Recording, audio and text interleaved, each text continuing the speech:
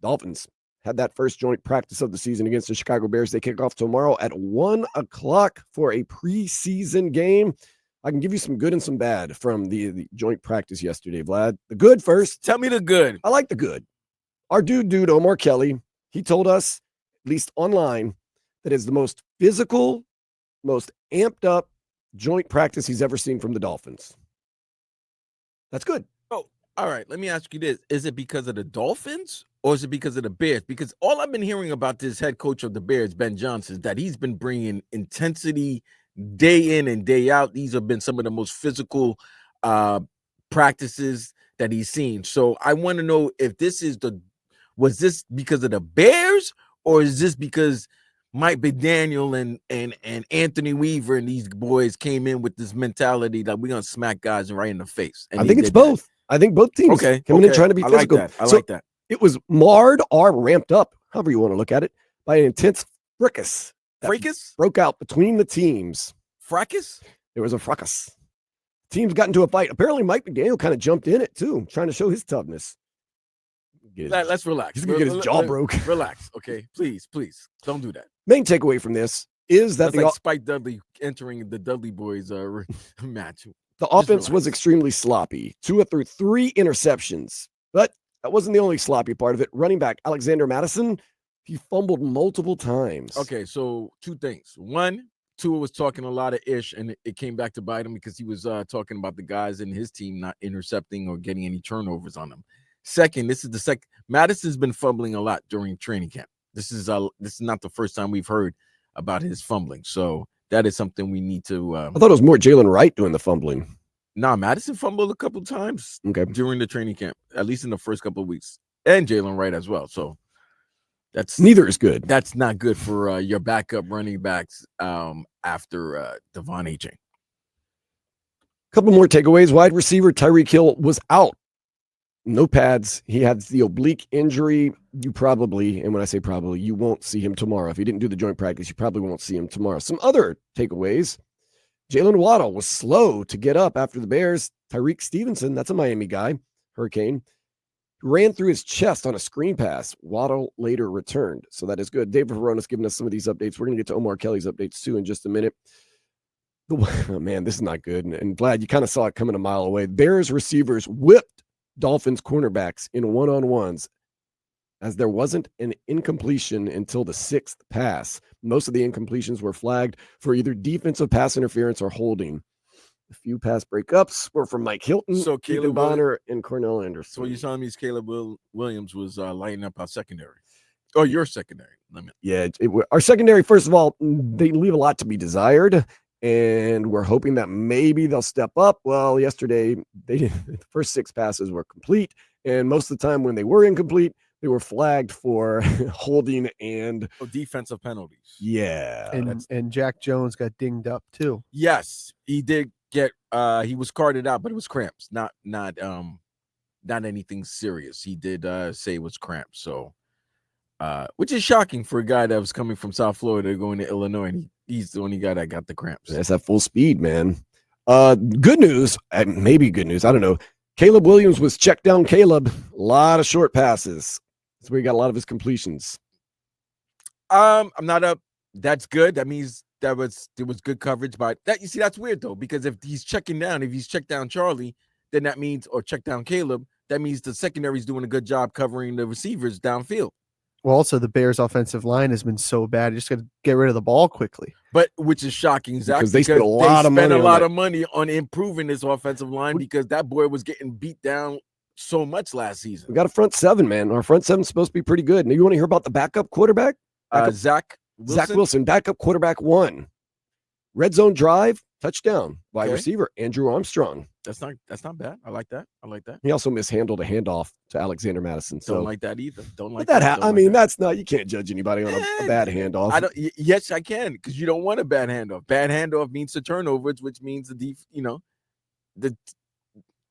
your defense is back on the field. Depending on where that bad handoff was taking place, it could be on the red zone. It could be in the other team's red zone. So you don't like that at all.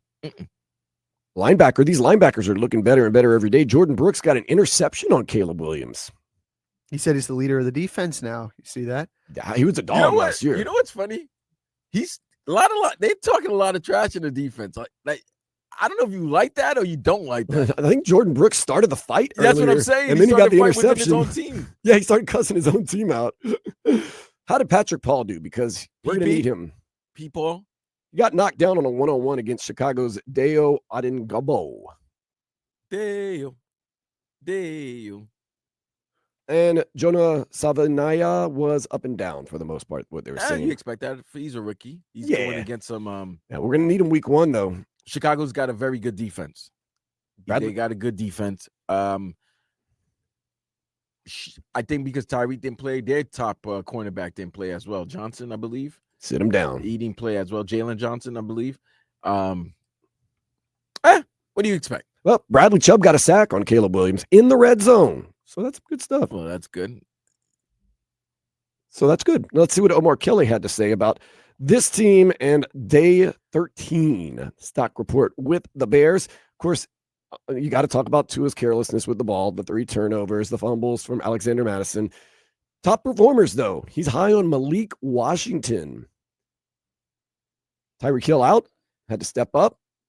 He would have led the team in receptions during Friday's joint practice and played with a toughness that few of his teammates matched against a Bears defense that was clearly trying to intimidate Miami's offense. You're going to see a lot of teams trying to intimidate this Miami team because they have that perception, and probably rightfully so, that perception, that they're kind of finesse. They're kind of, as you say, Vlad, 3 letters, soft. 5 letters.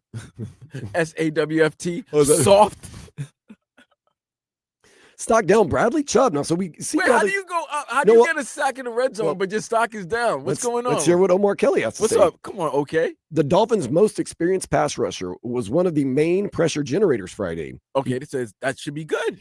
It's stock up. Okay, Oh, maybe because I'm reading things wrong. Zach, didn't he just have me? He just confused us. So it's stock up. It's stock up. Okay. I don't know why I was saying stock down. Woo. So he did get a sack. So Okay, good. be good, high. Let's get high on Bradley Chubb. He had that red zone sack, flushed him out of the pocket a couple times, thrown away passes. While Williams wasn't consistently sacked, he was flushed out of the pocket a number of times and forced to scramble. Chubb was one of the main pressure generators on Friday. So stock up, Bradley Chubb. Good. Nice. Good Now, as job. you can guess, stock down the Hold guy on. that can't hold on to the ball, Alexander Madison. Yeah, you got it. I mean, you got 2 fumbles. That's not. I've heard great things, and Omar even stresses it. He's had an impressive camp overall, especially since the pads came on. But literally, this is literally, it says, but the veteran tailback committed 2 fumbles during Friday's practice. not good. One was on a handoff, Not good. and the other was on a screenplay that concluded with him having the ball stripped. Considering Madison has committed 6 career fumbles in his previous 6 seasons, he can chalk Friday's performance up to a bad day, So not a fumbling habit. So you get 1 fumble a season. All right, that's cool. pretty good. That's I mean, not that he's a what do you call it, a bell whore, a bell cow running back, but still, he doesn't have a tendency to fumble the ball a lot. So, just a bad day at the office. Cornerback Jack Jones. Jack Jones. He left practice with what appeared to be cramping caused by dehydration. He did kind of get Hydrate, baby. got tied up with another guy and their feet crossed, but he says it was hydration. Left guard Jonah Savinaya. Jonah. He left the game before the final practice for undisclosed reasons. I'm guessing that's conditioning. That's definitely cramps or dehydration. That's definitely what it is. because no disrespect. No, listen, that Midwest humidity is nothing to play with. It's not like the South humidity, but No. the Midwest humidity is no joke as well. So you got to expect that.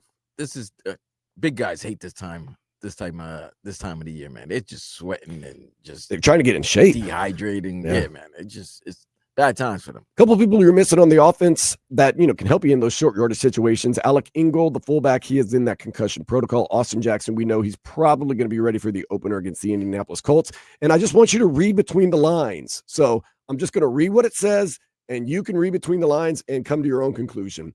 Cornerback Cam Smith has been nursing a soft tissue leg injury and missed the 6th I practice. thought he was nursing a soft heart. Once again, I'm just reading what it says. You can read between the lines. By the and what- way, I what just is- feel like when they're using the word soft, that's not good. Once again, soft tissue issue. Soft heart. Okay, good. I think he's nursing something else. But once again, I don't want to stray from the facts. Just the facts. Go Just the ahead. facts, man. Just the facts. So Cam Smith is nursing a soft Hard. tissue. Okay. Oh, sorry, that came up. Leg injury. Okay. He missed his 6th practice. Again, 6. All right. So a soft tissue injury, we all know That's serious business. that's serious business because we're cracking jokes. But if it is a soft tissue injury and you're a cornerback, I don't like that. no, because that's a lot of moving. And Am I wrong here, guys? Am I wrong to be speculating or suggesting that You're right. that if you're a cornerback and you have a soft tissue injury in the lower leg, in the lower, you're in trouble. That's trouble because you're one bad step away from an Achilles injury. Yes. So that's not good. Let's chalk it up as this. If we want to encapsulate what happened in the joint practice, for now, we can say it was a bad day at the office for the Dolphins. Sloppy, Dusty, rusty, nasty. Not a big deal. We all have bad days at the office. Now, if they couple that with a bad game tomorrow, whether it be the starters, the backups, whatever, then it starts to become more of a tendency and not a bad day at the office. So I think right now, let's reserve our judgment on the joint practice until we see what happens tomorrow. Now, tomorrow, Vlad, we come on the postgame show right after the game and we say another really sloppy, nasty day. I'm willing to say that this team has some tendencies and not just bad days at the office. That would be a huge red flag tomorrow, Vlad, if we go out there, whether it be our second, third team, whatever, and don't look right.